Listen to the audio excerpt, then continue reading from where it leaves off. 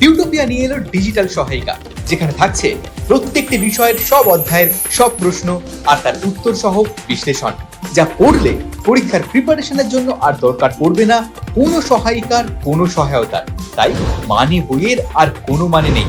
টিউটোপিয়ার digital সহায়িকা পেতে লক্ষ্য রাখো টিউটোপিয়া লার্নিং অ্যাপের ইউটিউব চ্যানেলে। হ্যালো বন্ধুরা, টিউটোপিয়ার ইউটিউব লাইভ ক্লাসে তোমাদের সকলকে স্বাগত জানাই। আমি ঋতুশ্রী চলে এসেছি বাংলা ক্লাস নিয়ে। আজকে আমরা পড়ব মাসি পিসি কবিতাটির ওপর সব রকমের প্রশ্নোত্তর।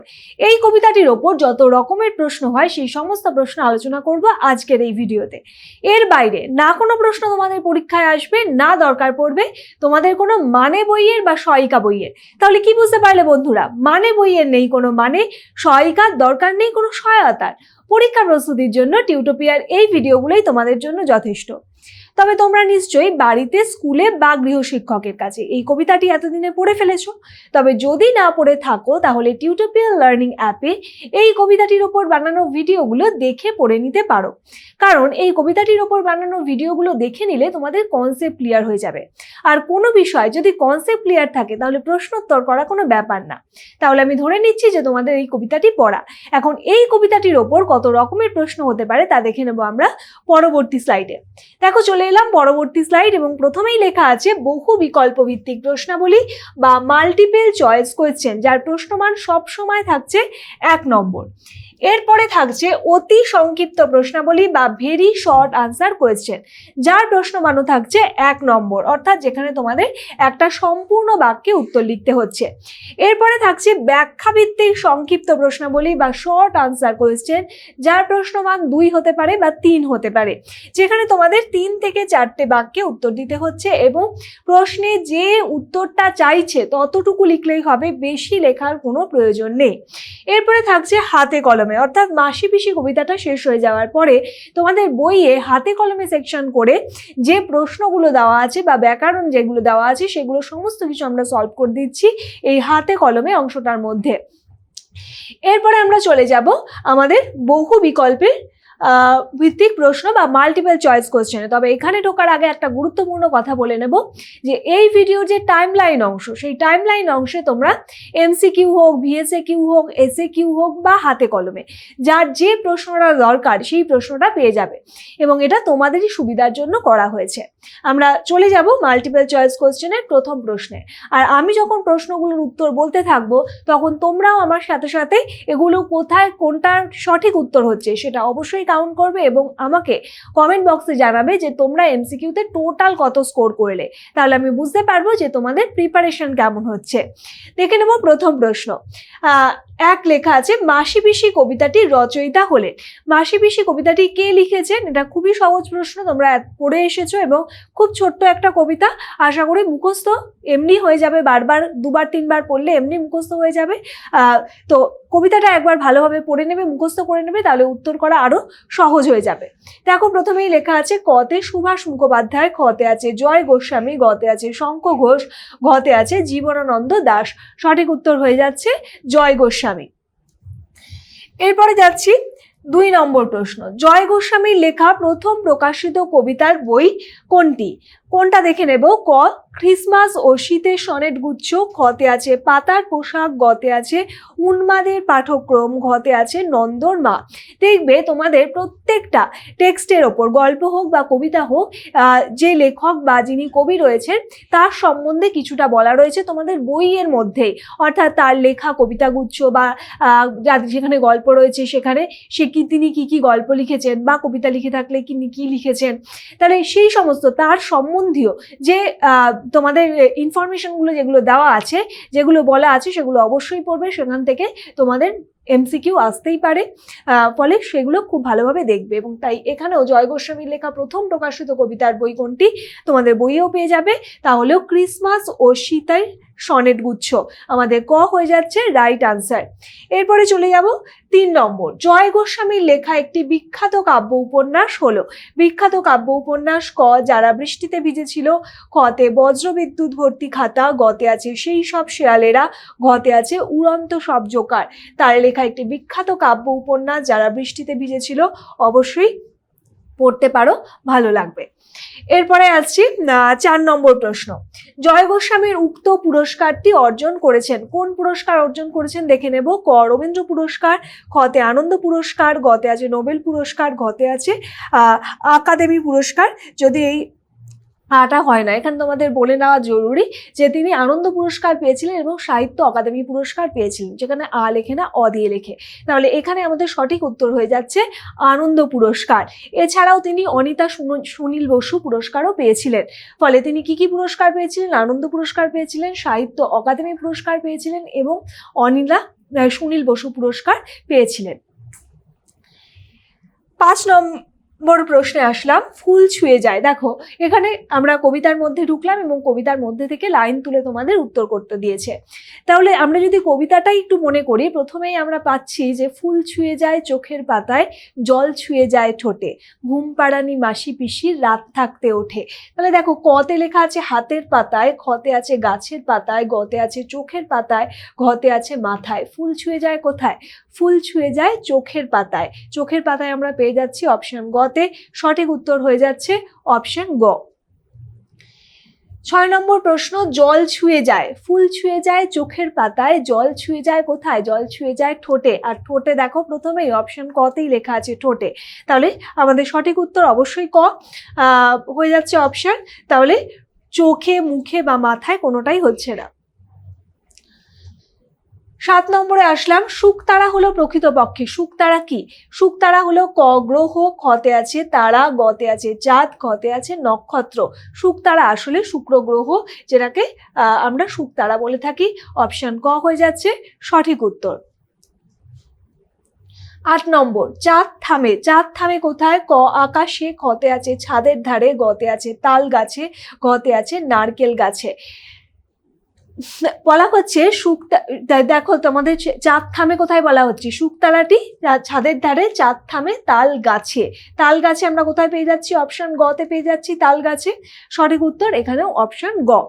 এরপরে 9 নম্বর প্রশ্নে আসছি, ঘুম পাড়ানি মাসি পিসি কি ধরতে আসে? ঘুম পাড়ানি মাসি পিসি কি ধরতে আসে? ক ট্রেন, খতে আছে বাস, গতে আছে ট্রাম, ঘতে আছে জাহাজ। ঘুম পাড়ানি মাসি পিসি ট্রেন ধরতে আসে। ঘুম পাড়ানি মাসি পিসিরা কি করে? রাত থাকতে ওঠে, অর্থাৎ ভোরের আলো ফুটতে না ফুটতেই তারা উঠে পড়ে এবং সেই ভোর বেলায় তারা ট্রেন ধরতে আসে। সঠিক উত্তর অপশন ক। 10 নম্বর প্রশ্ন, ঘুম পাড়ানি মাসি পিসির কতে আছে ছোট্ট পরিবার, খতে আছে বড় পরিবার, গতে আছে মস্ত পরিবার, গতে আছে গরিব পরিবার। ঘুম পাড়ানি মাসি পিসির মস্ত পরিবার, অনেকগুলো পেট বাড়িতে এক মুঠো রোজগার। তাহলে মস্ত পরিবার হয়ে যাবে তো? আমাদের অপশন কোনটা হয়ে যাচ্ছে সঠিক? অপশন গ হয়ে যাচ্ছে মস্ত পরিবার। দেখো কবিতাটার এতটাই সুন্দর ছন্দও রয়েছে, যেটা তোমরা যদি কয়েকবার পড়ো তাহলে এমনি মুখস্থ হয়ে যাবে এবং আশা করি তোমাদের কবিতাটাও খুব ভালো লাগবে। সুতরাং কিছু ভালো লাগার জিনিস আমরা এমনি আওড়ে যাই, যেমন কিছু গান আমাদের আওড়াতে ইচ্ছা করে, ঠিক তেমনই এই কবিতাটা এত ছোট কবিতা এবং এত সুন্দর ছন্দ আছে এর মধ্যে। জয় গোস্বামী যেটা বিশেষ একটা নীতি ছন্দ নিয়ে এত কাজ করেছেন তার কবিতার মধ্যে, ফলে এমনি কবিতাগুলো মুখস্থ হয়ে যায়। তো ঘুম পাড়ানি মাসি পিসির মস্ত পরিবার, এখানে অপশন গ হয়ে যাচ্ছে সঠিক উত্তর। 11, মাসি পিসির আর্থিক অবস্থা কোন শ্রেণীর? কোন শ্রেণীর দেখে নেব। ক উচ্চবিত্ত, উচ্চবিত্ত মানে একেবারেই নয়। খতে আছে মধ্যবিত্ত, সেটাও নয়। গতে আছে নিম্নবিত্ত, ঘতে আছে খুবই গরিব। আমরা দেখেছি মাসি পিসির যে সামাজিক অবস্থান, সেই সামাজিক অবস্থানে তারা হলো খুবই গরিব। সঠিক উত্তর অপশন ঘ। 12, মাসি পিসির সঙ্গে সাত ঝামেলা পাকায়। সাত ঝামেলা পাকায় কারা? বলা হয়েছে রেল বাজারের হোমগার্ডরা সাত ঝামেলা পাকায়। তাহলে রেল বাজারের হোমগার্ডরা, তাহলে আমরা পাচ্ছি কতে প্যাসেঞ্জাররা, খতে আছে পুলিশরা, গতে আছে হোমগার্ডরা, ঘতে আছে খদ্দেররা। তাহলে আমরা বললাম রেল বাজারের হোমগার্ডরা। সঠিক উত্তর অপশন গ। 13, মাসি পিসির কোলে কাখে চালের বস্তা থাক। কাখে শব্দটির অর্থ কি? ক পিঠে, খতে আছে কোমরে, গতে আছে হাতে, ঘতে আছে কোলে। কাখে শব্দটির অর্থ হলো কোমরে। 14 নম্বর প্রশ্ন, লালগোলা কোন জেলায় অবস্থিত? দেখো চাল তোলো গো মাসি পিসি লালগোলা বনগায়। এই লালগোলাটা কোথায়? ক মালদা, খতে আছে উত্তর চব্বিশ পরগনা, গতে আছে দক্ষিণ চব্বিশ পরগনা, ঘতে আছে মুর্শিদাবাদ জেলায়। 15 নম্বর প্রশ্ন, চাল তোলো গো মাসি পিসি ড্যাশ বনগায়, কি হবে? আমরা দেখে এলাম কিছুক্ষণ আগেই, লালগোলা বনগায়। তাহলে লালগোলা আমরা পেয়ে যাচ্ছি দেখো অপশন খতে, শান্তিপুর, রানাঘাট বা কৃষ্ণনগর কোনোটাই হচ্ছে না। 16 নম্বর প্রশ্ন, শালমাহিনার হিসেব তো নেই ড্যাশ কি বৈশাখ, কি হবে? শালমাহিনার হিসাব তো নেই জ্যৈষ্ঠ কি বৈশাখ, চাল তোলো গো মাসি পিসি লালগোলা বনগায়। কতে আছে শ্রাবণ, খতে আছে আষাঢ়, গতে আছে জ্যৈষ্ঠী, গতে আছে মাঘ। যে বানানটি রয়েছে তোমাদের এই বানানটি রয়েছে কবিতায়, তাই এই বানান থেকে দেয়াটাই তুলে দেওয়া হয়েছে, জ্যৈষ্ঠ শব্দটি নেই এখানে। সাধারণ মানুষের উচ্চারণে আমরা অনেক সময় উচ্চারণ করি জ্যৈষ্ঠী কি বৈশাখ, তো সেই উচ্চারণের দেওয়া হয়েছে, তাই অপশন হয়ে যাচ্ছে গ। 17 নম্বর প্রশ্ন, ঘুমপাড়ানি মাসি পিসি ড্যাশ কাপড় কাচে, ঘুমপাড়ানি মাসি পিসি কি করে? কতে ছাড়া, গতে আছে নোংরা, গতে আছে বাসি, ঘতে আছে ছেঁড়া। ঘুমপাড়ানি মাসি পিসি ছাড়া কাপড় কাচে, এখানে ছাড়া কাপড় বলতে বাসি কাপড়ের কথাই বলা হচ্ছে, তবে অবশ্যই বাসি লিখবে না, কবিতায় যেটি দেওয়া আছে সেটাই লিখবে, ছাড়া কাপড় কাচে। 18, ড্যাশ পেট বাড়িতে এক মুঠো রোজগার, কি বলা হয়েছিল? কতে অল্প সংখ্যক, খতে আছে অনেকগুলো, গতে আছে নির্দিষ্ট সংখ্যক, ঘতে আছে 100 খানেক। অনেকগুলো পেট বাড়িতে এক মুঠো রোজগার, অর্থাৎ তারা যা রোজগার করে তা এতটাই সামান্য, কিন্তু তাদের যে পরিবারের যে সদস্য সংখ্যা তার মুখে আহার তুলে দেওয়া সম্ভব হয়ে ওঠে না। অনেকগুলো পেট বাড়িতে এক মুঠো রোজগার। তো এখানেই শেষ হচ্ছে আমাদের এমসিকিউ অর্থাৎ মাল্টিপল চয়েস কোশ্চেনের সব রকমের প্রশ্ন। তোমরা নিশ্চয়ই 18-র মধ্যে খুব ভালো স্কোর করেছো, তাদের জন্য খুবই ভালো খবর যে তাদের প্রিপারেশন খুব ভালো হচ্ছে। তবে যারা স্কোর ভালো করলে না তাদের বুঝে নিতে হবে যে প্রিপারেশনে কোথাও খামতি থেকে যাচ্ছে, আর প্রিপারেশনে যদি খামতি থেকে যায় তাহলে পরীক্ষায় ভালো রেজাল্ট করবে কি করে? পরীক্ষায় ভালো রেজাল্ট করতে গেলে দরকার ভালো স্টাডি ফ্লো। চলো দেখে নেবো কি সেই স্টাডি ফ্লো। ক্লাস 8-এর ছাত্রছাত্রীদের জন্য টিউটোপিয়া নিয়ে এলো মেগা স্টাডি প্যাক। পরীক্ষায় দুর্দান্ত রেজাল্ট করতে গেলে যা হতে পারে তোমার নিশ্চিত সাফল্যের সহায়ক। পরীক্ষায় ভালো রেজাল্ট করতে গেলে প্রিপারেশন হতে হবে একেবারে সলিড, আর তার জন্য অনুসরণ করতে হবে যথাযথ স্টাডি ফ্লো। চলো এক ঝলকে দেখে নেওয়া যায় কি হওয়া উচিত তোমার স্টাডি ফ্লো, অর্থাৎ তুমি কিভাবে পড়লে সেই পড়াটা আর কখনো ভুলবে না, আর পরীক্ষায় ভালো নম্বরও পাবে। পড়ার ক্ষেত্রে প্রথমে দরকার কনসেপ্ট, অর্থাৎ বিষয় সম্পর্কে স্বচ্ছ ধারণা। প্রত্যেকটা সাবজেক্টের প্রত্যেকটা চ্যাপ্টার কারোর থেকে বুঝে নেওয়া, তারপর সেই বিষয় রিলেটেড প্রত্যেকটা ডাউটকে ক্লিয়ার করা। এরপরে তৃতীয় ধাপ, সেই চ্যাপ্টারটার উপর সংক্ষেপে একটা ব্রিফ নোট পড়া, এবং চতুর্থ ধাপ হলো সেই চ্যাপ্টারের সম্ভাব্য প্রশ্নোত্তরগুলোকে পড়ে ফেলা, যার উপর নির্ভর করবে তোমার পরীক্ষার সাফল্য। এরপর তোমার প্রস্তুতি কত দূর তার জন্য তোমাকে দিতে হবে চ্যাপ্টার ওয়াইজ মক টেস্ট। তবে শুধুমাত্র টেস্ট দিলেই কিন্তু হবে না, বিশেষজ্ঞ কোনো শিক্ষককে দিয়ে সেই উত্তরপত্র চেক করিয়ে বুঝে নিতে হবে কোথায় কোথায় খামতি রয়েছে। যদি টেস্টের ফল ভালো হয় তবে বুঝতে হবে তোমার প্রস্তুতি কমপ্লিট। এবার তুমি পরের অধ্যায়ে যেতে পারো, আর ফল খারাপ হলে এই পুরো প্রক্রিয়াটা আরও একবার রিভাইজ করতে হবে। তবে বলে রাখি, তোমার এই প্রস্তুতির ক্ষেত্রে তোমার সাহায্য করতে পারে পশ্চিমবঙ্গ বোর্ডের বাংলা মাধ্যমে ছাত্রছাত্রীদের পড়াশোনার জন্য একমাত্র অ্যাপ টিউটোপিয়া। এই পুরো স্টাডি ফ্লোর জন্য টিউটোপিয়াই হলো অল ইন ওয়ান সলিউশন। কিভাবে? Step 1. Concept video. টিউটোপিয়া অ্যাপে প্রত্যেক অধ্যায়ের বিষয়গুলো ছোট ছোট টপিকে ভেঙে নিয়ে গ্রাফিক্স অ্যানিমেশনের সাহায্যে এমনভাবে বোঝানো হয়েছে যা তোমাদের পড়তেও ভালো লাগবে আর মনেও থাকবে। Step 2. Live class and doubt clearing. Tutopia live ক্লাসে সেই বিষয়গুলোই বোঝানো হয় বিশদে। পাশাপাশি প্রত্যেকটা ক্লাসে থাকে ডাউট ক্লিয়ারিং সেশন, যেখানে সরাসরি তোমাদের সমস্ত ডাউট বা সংশয়ের নিরসন হতে পারে। Step 3. Brief notes. নোটসের জন্য টিউটোপিয়ায় তোমরা পাবে স্মার্ট নোটস, যেখানে সংক্ষেপে টু দি পয়েন্টে অধ্যায়ের ব্রিফ নোট তো করাই রয়েছে। Step 4. Question and answer. আমাদের অ্যাপের নোটসে প্রশ্নোত্তরের আলোচনা তো থাকছেই, সেই সঙ্গে একটা অধ্যায় সব রকমের প্রশ্নোত্তরের জন্য এখন তোমাদের কাছে থাকছে ইউটিউবের এই ক্লাসগুলো, অর্থাৎ টিউটোপিয়া ডিজিটাল সহায়িকা। Step 5 mock test. টেস্ট দেওয়ার জন্য টিউটোপিয়া থাকছে প্রত্যেকটা বিষয়ের অধ্যায় ভিত্তিক mock test. Step 6 answer sheet checking and model answer. উত্তরপত্রের ছবি তুলে আমাদের কাছে পাঠিয়ে দিলে বিশেষজ্ঞ শিক্ষক খাতা দেখে তোমায় জানিয়ে দেবে তোমার পরীক্ষার মার্কস এবং তাদের পরামর্শ। সেই সঙ্গে তোমরা পেয়ে যাবে মডেল উত্তরপত্র, যা দেখে তোমরা বুঝতে পারবে কিভাবে লিখতে হয় কোনো একটা প্রশ্নের আদর্শ উত্তর। তাহলে হলো কিনা তোমার পারফেক্ট স্টাডি ফ্লোয়ের অল ইন ওয়ান সলিউশন। আর এই সব কিছু নিয়েই অষ্টম শ্রেণীর ছাত্রছাত্রীদের জন্য টিউটোপিয়ার এই মেগা স্টাডি প্যাক। বিশদে জানতে ফোন করো এই নাম্বারে।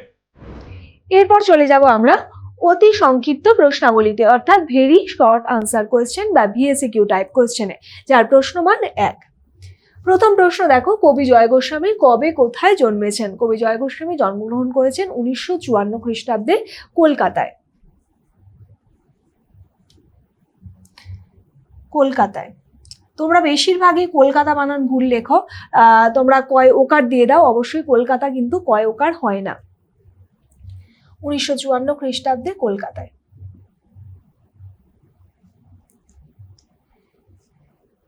কখন ঘুমপাড়ানি মাসি পিসিদের ঘুম ভাঙে? কখন ঘুম ভাঙে? তারা তাদের জীবন সংগ্রামে বেঁচে থাকার জন্য তারা রাত শেষ না হতে হতেই উঠে পড়ে, তাই একদম মানে রাত শেষ না হতে হতেই তাদের ঘুম ভেঙে যায়। 3 নম্বর প্রশ্ন, ঘুমপাড়ানি মাসি পিসিরা কখন ট্রেন ধরতে আসে? ঘুমপাড়ানি মাসি পিসিরা খুব ভোরবেলায় ট্রেন ধরতে আসেন।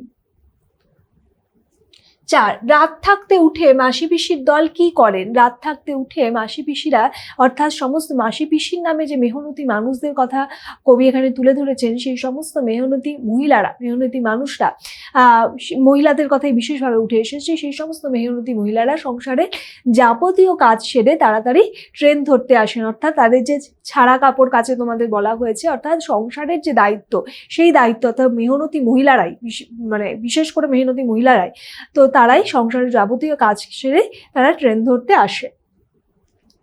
5, এক মুঠো রোজগার বলতে কি বোঝানো হয়েছে? এক মুঠো রোজগার বলতে খুবই সামান্য রোজগারের কথা বলা হয়েছে, যা তাদের প্রয়োজনের তুলনায় অতি সামান্য, এবং সংসারের প্রয়োজনের তুলনায় যা অতি সামান্য। 6, মাসি পিসিদের পরিবারের সমস্যা কি? মাসি পিসিদের পরিবারের সমস্যা, প্রধান সমস্যা হলো তাদের পরিবারের যে সদস্য সংখ্যা তা অনেক বেশি, কিন্তু সেই অনুযায়ী তাদের রোজগার খুবই কম। 7, ঘুমপাড়ানি মাসি পিসির কোন জিনিস খোঁজার কথা বলা হয়েছে? দেখো, আসলে পোটলা পুটলি গোছা, এখানে পোটলা পুটলি একটা সেই হিসাবে বলা যেতে পারে যে পোটলা পুটলি খোঁজার কথা বলা হয়েছে, অর্থাৎ এখানে সেই যে রেলবাজারের হোমগার্ডদের যে সমস্যা এবং তাদের যে পোটলা পুটলি নিয়ে তারা যে অনেক সময় বেআইনিভাবে ওঠে, এবং সেই জন্য রেলবাজারের হোমগার্ডরা যে তাদেরকে মাঝে মধ্যে তাদের মাধ্যমে তাদের যে হেনস্থা হতে হয়, সেই কথাই এখানে বলা হয়েছে।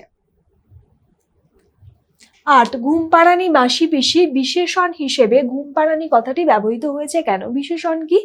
দেখো, এই যে মাসি পিসির দেয়া হয়েছে আগে ঘুমপাড়ানি, অর্থাৎ আমরা জানি যে বিশেষের আগে, অর্থাৎ যদি কিছু বসানো হয় তখন তার দোষ গুণ বা কোনো কিছু উদ্দেশ্য করেও যদি কিছু বোঝানো হয় তাহলে সেটাকে বিশেষণ হিসাবে ধরা হয়। তাহলে দেখো, মাসি পিসির আগে ঘুমপাড়ানি বলা হয়েছে কেন? ঘুমপাড়ানি আমরা তো ছোটবেলার লোক ছড়াতে পড়েছিলাম যে ঘুমপাড়ানি মাসি পিসি মোদের বাড়ি এসো, খাট নাই পালং নাই, এই কথা আমরা পড়েছিলাম। তাহলে এখানে সেই যে একটা মাসি পিসিরা যে ঘুম পাড়ায়, এই যে শিশুকে একটা নিশ্চিন্ত নিরাপদ যে ঘুমের আশ্রয় দেয় মাসি পিসিরা, ঠিক তেমনই এই মেহনতি মানুষরাও যেন আমাদের জীবনে আমাদের নিশ্চিন্ত এবং নিরাপদভাবে বেঁচে থাকার জন্য যে যে চাল বা অত্যন্ত জরুরি জিনিস, সেই জিনিসের সরবরাহ করে থাকে, অর্থাৎ আমাদের যেন নিশ্চিন্ত নিরাপদ ঘুমের ব্যবস্থা করে দেয় তাদের মানে অক্লান্ত পরিশ্রমের বিনিময়। সেই কারণেই তিনি ব্যঞ্জনা দিয়ে, তিনি ব্যঞ্জনা বহুল এই যে নামটা যে ঘুমপাড়ানি মাসি পিসি,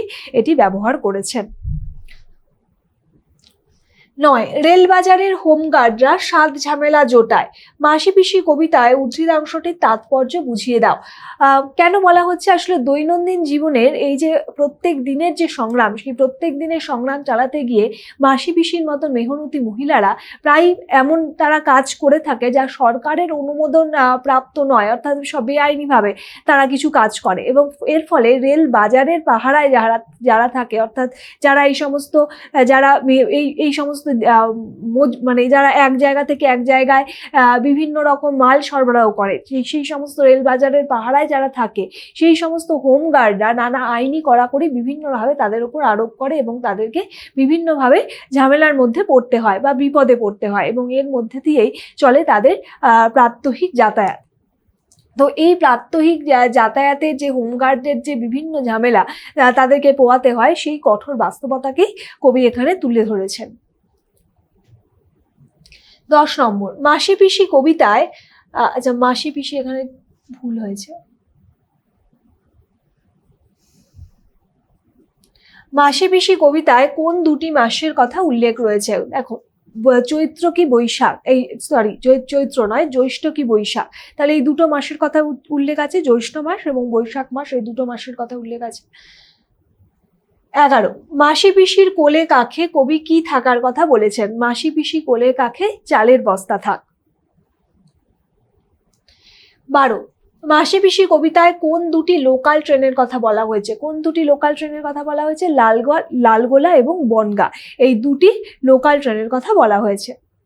এখানেই শেষ হচ্ছে আমাদের অতি সংক্ষিপ্ত অর্থাৎ ভেরি শর্ট আনসার কোয়েশ্চেনে সব রকমের প্রশ্ন। এরপর আমরা চলে যাব ব্যাখ্যা ভিত্তিক সংক্ষিপ্ত প্রশ্ন অর্থাৎ শর্ট আনসার কোয়েশ্চেন, যার প্রশ্নমান হতে পারে 2 অথবা 3। 1 নম্বর প্রশ্ন, ঘুমপাড়ানি মাসি পিসি ছাড়া কাপড় কাচে। ঘুমপাড়ানি মাসি পিসি ছাড়া কাপড় কাচে। ঘুমপাড়ানি মাসি পিসি যখন ছাড়া কাপড় কাচে তখন প্রকৃতি রাজ্যের কোন কোন ঘটনা ঘটতে দেখা যায়?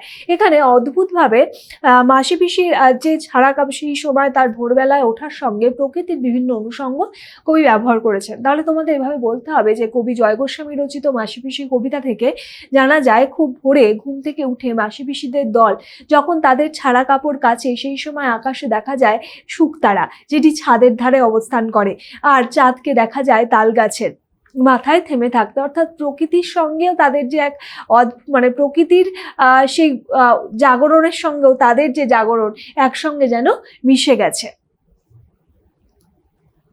2, এক মুঠো রোজগার কেন এ কথা বলা হয়েছে?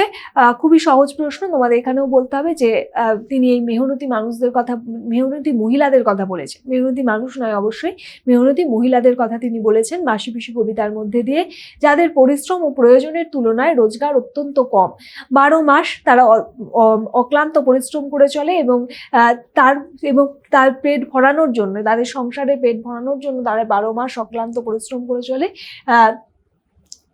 এবং তাদের যে সদস্য সংখ্যা, পরিবারের সদস্য সংখ্যা অনুযায়ী তাদের রোজগার এতটাই কম যে সে কঠোর পরিশ্রমের মাধ্যমে তাদের বেঁচে থাকতে হয় এবং দুমুঠো অন্ন সংস্থানের জন্য সারাদিন পরিশ্রম করতে হয়। সেই কারণেই একথা বলা হয়েছে, মানে তাদের যে সামান্য রোজগার, সেই সামান্য রোজগারের হিসাবেই এক মুঠো রোজগার কথাটিকে বলা হয়েছে। 3, ঘুমপাড়ানি মাসি পিসি ট্রেন ধরতে আসে। ঘুমপাড়ানি মাসি পিসি আসলে কে? তারা কখন ট্রেন ধরতে আসেন? ঘুমপাড়ানি মাসি পিসি আসলে সেই সমস্ত মেহনতি মানুষ, সেই সমস্ত মেহনতি মহিলারা যারা দুমুঠো ভাতের জন্য সকালবেলা ট্রেন ধরতে আসেন। তারা কখন ট্রেন ধরতে আসেন? তাহলে বলতে হবে যে যখন ভোর হয়, ঘাসের ওপর যখন শিশির পড়ে থাকে, সেই সময় ঘুমপাড়ানি মাসি পিসিরা ট্রেন ধরতে আসে। এরপরে দেখাচ্ছে, এরপরে প্রশ্ন হলো তাদের জীবনের কোন কোন সমস্যার দিকে কবি দৃষ্টিপাত করেছেন? তাদের জীবনের কোন কোন সমস্যার দিকে দৃষ্টিপাত করা হয়েছে? প্রথমত তাদের পরিবারের যে সদস্য সংখ্যা, সেই সদস্য সংখ্যা অত্যন্ত বেশি এবং তার তুলনায়, তার অনুপাতে তাদের যে রোজগার, সেই রোজগার অতি সামান্য, এবং তার সেই সমস্যা যেমন রয়েছে, এবং তার সঙ্গে রেলবাজারের হোমগার্ডরা তারা কি করে? সাত ঝামেলা জোটায়, অর্থাৎ তারা যে পোটলা পুটলি নিয়ে তারা যখন যাতায়াত করে তখন তাদের রেলবাজারের হোমগার্ডরা তাদের বিভিন্ন রকম সমস্যার মধ্যে ফেলে।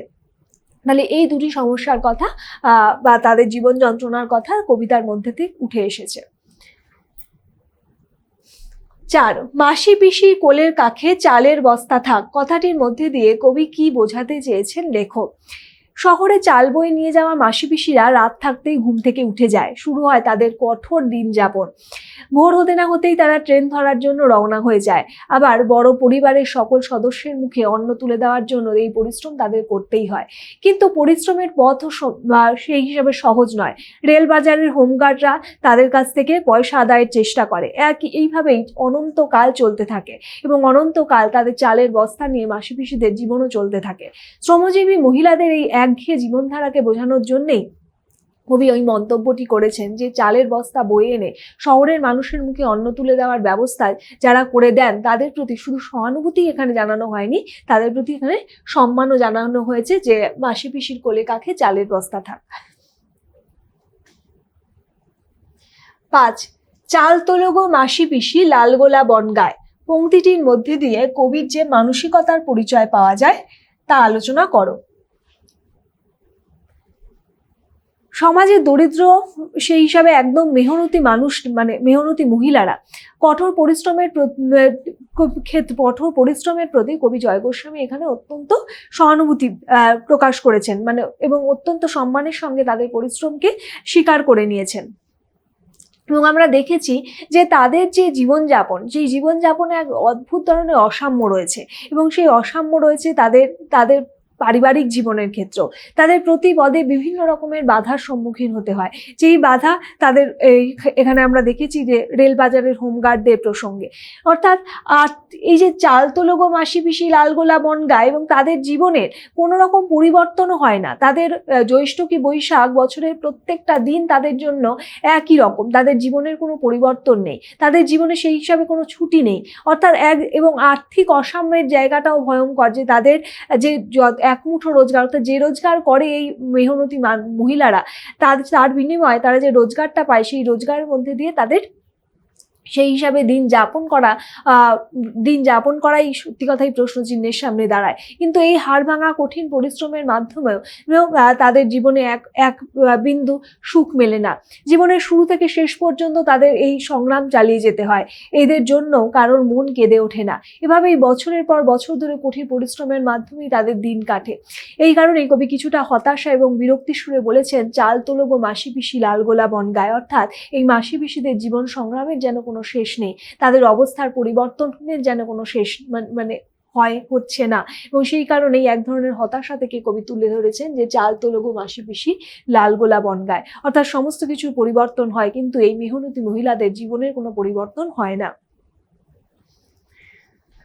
এখানেই শেষ হচ্ছে আমাদের শর্ট আনসার কোয়েশ্চেন, সব রকমের প্রশ্ন। এরপর আমরা চলে যাব হাতে কলমে। হাতে কলমে হলো তোমাদের বইয়ে যে প্রশ্নগুলো রয়েছে সেই বইয়ের সমস্ত প্রশ্নের আলোচনা। প্রথম প্রশ্ন দেখো লেখা আছে, নিচের প্রশ্নগুলির উত্তর দাও। 1.1 দেওয়া আছে জয় গোস্বামীর লেখা দুটি কবিতার বইয়ের নাম লেখো। জয় গোস্বামীর লেখা দুটি কবিতার বই তোমরা বলতে পারো উন্মাদের পাঠক্রম, পাগলি তোমার সঙ্গে। উন্মাদের পাঠক্রম, পাগলি তোমার সঙ্গে।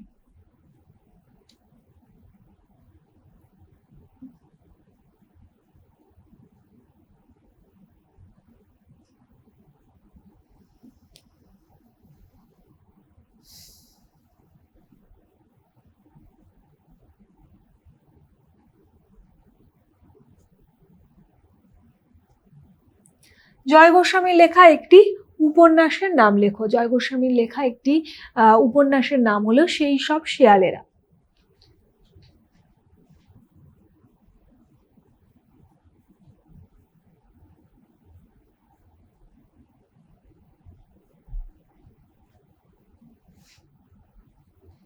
দুই, নিচের প্রশ্নগুলির একটি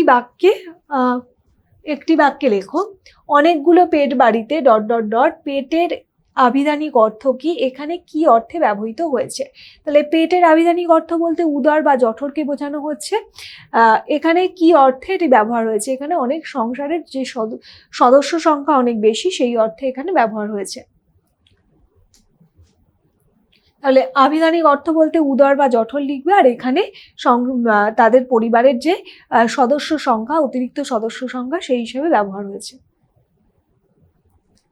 2.2 সাত ঝামেলা জোটায়, এখানে সাত শব্দটির ব্যবহারের কারণ কি? এখানে সাত শব্দটি নানা প্রকার ঝামেলা বা সমস্যার প্রসঙ্গে ব্যবহার হয়েছে। 2.3 মাহিনা শব্দটি কবিতায় কি অর্থে ব্যবহৃত?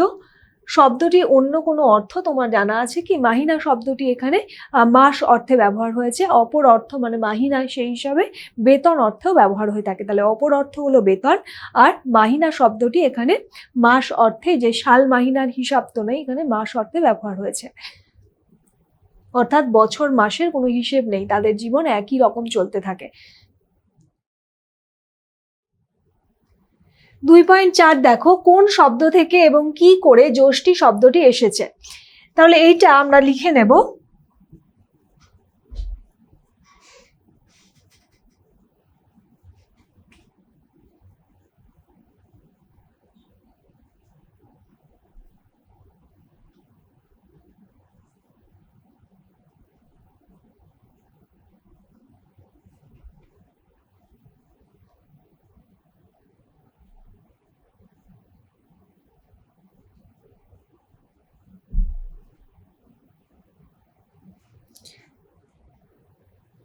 এটা আসছে অ্যাকচুয়ালি, এটা এভাবে আছে, জ্যৈষ্ঠ থেকে জ্যৈষ্ঠ, তারপরে আসছে জ্যৈষ্ঠ। দেখো এইখানে আমরা দেখতে পাচ্ছি যে এই যে এইটা অ্যাকচুয়ালি এসেছে অভিশ্রুতির নিয়মে। অভিশ্রুতি, আমরা দেখো এখানে শব্দে যে রস্যিকার, এই রস্যিকারটা আমরা যদি আগে এই যে জ্যৈষ্ঠ, এ দেখো ই, অ্যাকচুয়ালি সেই ই এর যে উচ্চারণ, এই ই এর উচ্চারণটা যখন আমরা আগে করে নিচ্ছি তখন সেটা অপিনিয়তি হচ্ছে। এরপরে সেটা সন্ধি পরবর্তীকালে সন্ধির নিয়মে এটা যখন নিজেদের মধ্যে যখন পরিবর্তিত হয়ে সেটা অভিশ্রুতি হয়ে যাচ্ছে। এখানে অভিশ্রুতি, আমরা যদি অভিশ্রুতি সংজ্ঞা জানি তাহলে এই পরিবর্তনটাকে বুঝতে পারবো। অর্থাৎ জ্যৈষ্ঠ থেকে আসছে জ্যৈষ্ঠ, এটা অপিনিহিতি, এবং অপিনিহিতি থেকে আসছে জ্যৈষ্ঠ কথাটা, যেটা হচ্ছে অভিশ্রুতি। অর্থাৎ শব্দের ভিতরে যে রস্য ই, এই রস্য ইটা এখানে রস্য ইটা আগে উচ্চারিত হয়ে যাচ্ছে এবং পরবর্তীকালে সন্ধির নিয়মে, শব্দ মধ্যস্থ সন্ধির নিয়মে সেটি পরিবর্তিত হয়ে গিয়ে জ্যৈষ্ঠ হয়ে যাচ্ছে। 3.1 3-এ লেখা আছে নিচের প্রশ্নগুলির উত্তর সংক্ষেপে লেখো। 3.1-এ লেখা আছে শুকতারাটি ছাদের ধারে, চাঁদ থামে তাল গাছে। এই পংক্তিটির মাধ্যমে দিনের কোন সময়ের কথা বলা হয়েছে? তোমার উত্তরের পক্ষে যুক্তি দাও। তাহলে এখানে বলতে হবে যে এই যে কবিতাটির মধ্যে দিয়ে ভোরের আলো ফোটার সময়ের কথা বলা হয়েছে, অর্থাৎ যখন একদম ভোর হচ্ছে সেই সময়ের কথাটা বলা হয়েছে। এবং তারপরে বলতে চেয়েছে যে দিনের কোন সময়ের কথা বলা হয়েছে, তোমার উত্তরের পক্ষে যুক্তি দাও। অর্থাৎ এই যে ভোরের সময়টা বলা হচ্ছে সেটা কিভাবে তুমি বুঝতে পারছো না? শুকতারার আবির্ভাব দেখতে পাওয়া যাচ্ছে এবং চাঁদ, অন্যদিকে চাঁদ তাল গাছে থেমে যাওয়া, অর্থাৎ বিদায় নেওয়ার মধ্যে দিয়ে ভোরের ছবি, অর্থাৎ চাঁদের যে বিদায় নেওয়া, সেই বিদায় নেওয়ার মধ্যে দিয়ে ভোরের ছবি ফুটে উঠছে। এই অর্থাৎ এই দুই ঘটনার মধ্যে দিয়ে আমরা নিশ্চিতভাবে বলতে পারি যে ভোর হচ্ছে। 3.2 2-1 ফোঁটা শিশির তাকায় ঘাসের থেকে ঘাসে। এই পংক্তিটিতে যে ছবিটি ফুটে উঠেছে তা নিজের ভাষায় লেখো। এই পংক্তিটির মধ্যে দিয়ে আসলে ভোরের যে সৌন্দর্য, প্রাকৃতিক সৌন্দর্য, সেটার প্রতি আলোকপাত করা হচ্ছে এবং ভোরের প্রথম যখন সূর্যের আলো ঘাসের ওপর এসে পড়ে সেই সময় এক অসাধারণ পরিবেশ, মানে সুন্দর প্রাকৃতিক শোভা আমাদের চোখের সামনে উপস্থিত হয়। মনে হয় যেন প্রতিটা শিশুর বিন্দু একে অপরের দিকে তাকিয়ে আছে। 3.3 মাস মাহিনার হিসেব তো নেই। মাস মাহিনার হিসেব নেই কেন? মাস মাহিনার হিসাব নেই এই কারণে এখানে মাহিনা শব্দটা মাস অর্থে ব্যবহার হয়েছে। আমরা আগেও বলেছি যে তাদের অবস্থানের কোনো পরিবর্তন হয় না, অর্থাৎ এই শ্রমজীবী মেহনতি মহিলাদের তাদের জীবনের কোনো পরিবর্তন হয় না। তারা যে সবসময় একই রকমভাবে তাদের খাটনি বা পরিশ্রম চলতে থাকে। অর্থাৎ এই সমস্ত খেটে খাওয়া মহিলাদের অবস্থানের যে কোনো পরিবর্তন হয় না, সেই প্রসঙ্গটা তুলে ধরতেই কবি এখানে বলেছেন যে মাস মাহিনার হিসাব তো নয়, জ্যৈষ্ঠ কি বৈশাখ। সমাজের সর্বক্ষেত্রে পরিবর্তন লক্ষ্য করা গেলেও এই সমস্ত মেহনতি মহিলাদের জীবনযাপনের কোনো পরিবর্তন দেখতে পাওয়া যায় না। সারা বছর তারা একই রকম পরিশ্রমের মাধ্যমে জীবন অতিবাহিত করে থাকে। 4, নিচের প্রশ্নগুলির উত্তর নিজের ভাষায় লেখো। 4.1, শতবর্ষ এগিয়ে আসে আলোচনা করো। শতবর্ষ যায় এই পংক্তিটির মধ্যে দিয়ে কবি কি বলতে চেয়েছেন? আচ্ছা, শত মানে কি? শত মানে 100, আর বর্ষ মানে হলো বছর। তাহলে শতবর্ষ এগিয়ে আসে, শতবর্ষ যায়, এই আলোচনা করো অর্থাৎ এই পংক্তিটার মধ্যে দিয়ে কি বোঝাতে চেয়েছেন?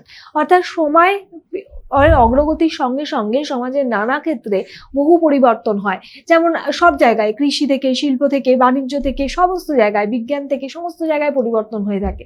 কিন্তু সমাজের এই মেহনতি মহিলাদের অবস্থানের কোনো পরিবর্তন হয় না। তারা কোনো জায়গা থেকে কোনো সুফল পায় না। তাদের জীবনে কোনো অগ্রগতি নেই, তাদের জীবনে কোনো উন্নতি নেই।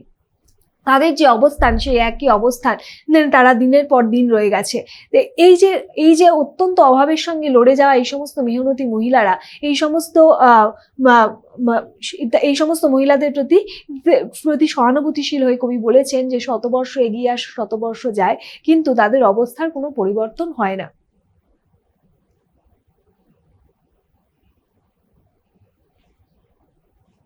আচ্ছা, এইখানে শতবর্ষ এগিয়ে আসে, শতবর্ষ যায়, এই পংক্তিটির মধ্যে দিয়ে কবি কি বলতে চেয়েছেন আলোচনা করো।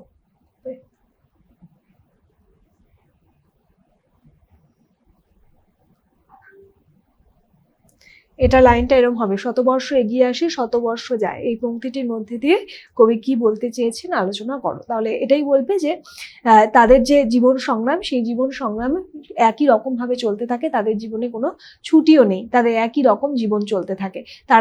তারা আমাদের সমাজ থেকে কোনো রকম কোনো সুফল পায় না। সম্পূর্ণ এই সমাজ ব্যবস্থা, এই সামাজিক ব্যবস্থা তাদেরকে সম্পূর্ণভাবে নিংড়িয়ে নেয়, তার বিনিময়ে তাদেরকে কিছু দেয় না, ফলে তাদের জীবনও একটা অপরিবর্তিত অবস্থায় থাকে। 4.2, মাসি পিসি কবিতায় এই মাসি পিসি কারা, তাদের জীবনের কোন ছবি তুমি এই কবিতায় খুঁজে পাও? মাসি পিসি কারা? মাসি পিসি বলতে সেই মেহনতি মহিলাদের কথা বলা হচ্ছে। দেখো, বারবার এসেছে যে সমাজের দরিদ্র শ্রমজীবী মেহনতি মহিলাদের কথা বলা হচ্ছে, এবং যারা সেই সময় শহরে চাল বিক্রি করতে আসেন।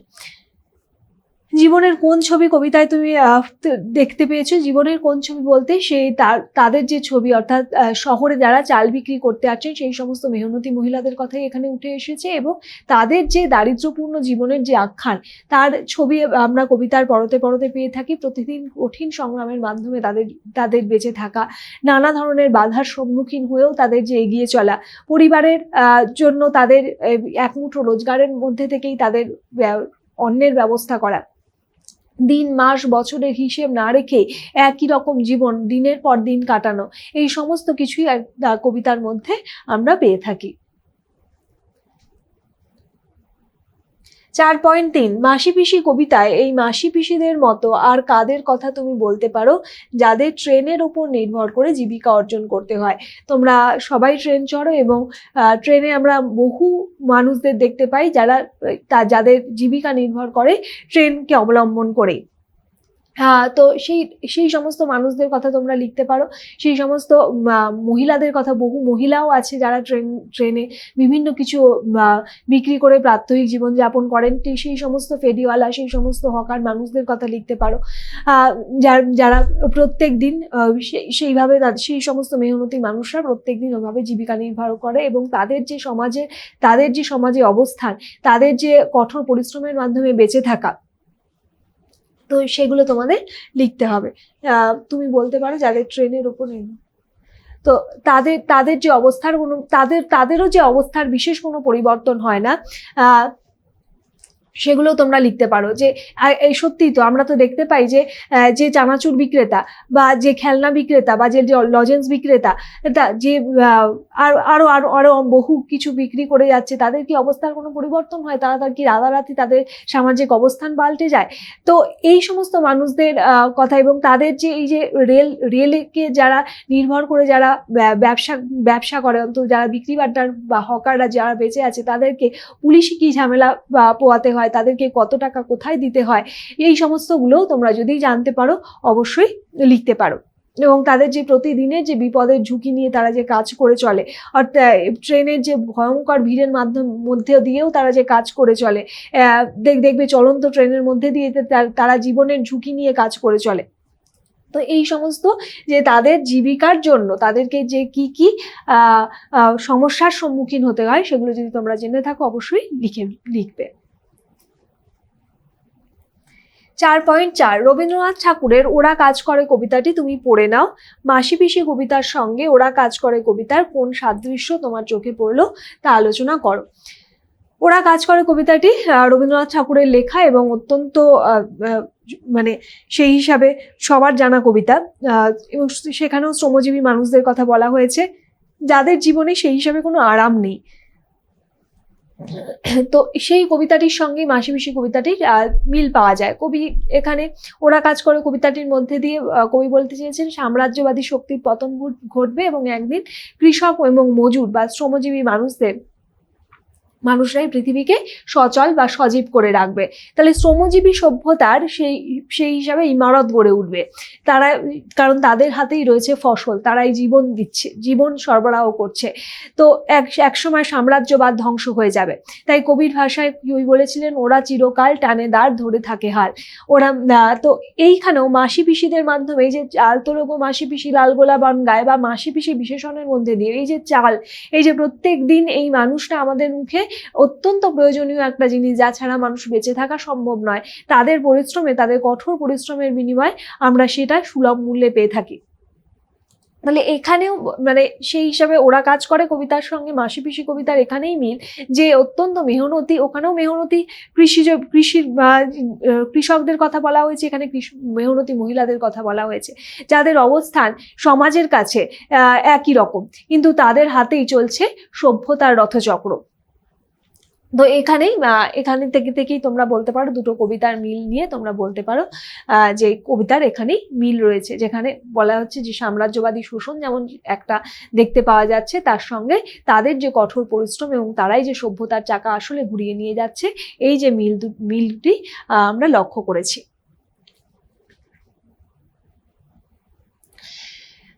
5 লেখা আছে নির্দেশ অনুযায়ী বাক্য পরিবর্তন করো। 5.1 ফুল ছুঁয়ে যায় চোখের পাতায়, জল ছুঁয়ে যায় ঠোঁটে। এখানে জটিল বাক্যে করতে বলা হয়েছে। জটিল বাক্যে করা মানে যেমন যদি, তদি, যেমন তেমন, যে সে, এগুলো দিতে হবে। তো এখন আমরা যেমন তেমন যদি দিয়ে করি, ফুল ছুঁয়ে যায় চোখের পাতায়, তাহলে আমরা বলতে পারি ফুল যেমন ছুঁয়ে যায় চোখের পাতায় তেমনি জল ছুঁয়ে যায় ঠোঁটে। ফুল যেমন ছুঁয়ে যায় চোখের পাতায় জল তেমনই ছুঁয়ে যায় ঠোঁটে। তাহলে আমরা জটিল বাক্যে পরিবর্তন করে ফেললাম।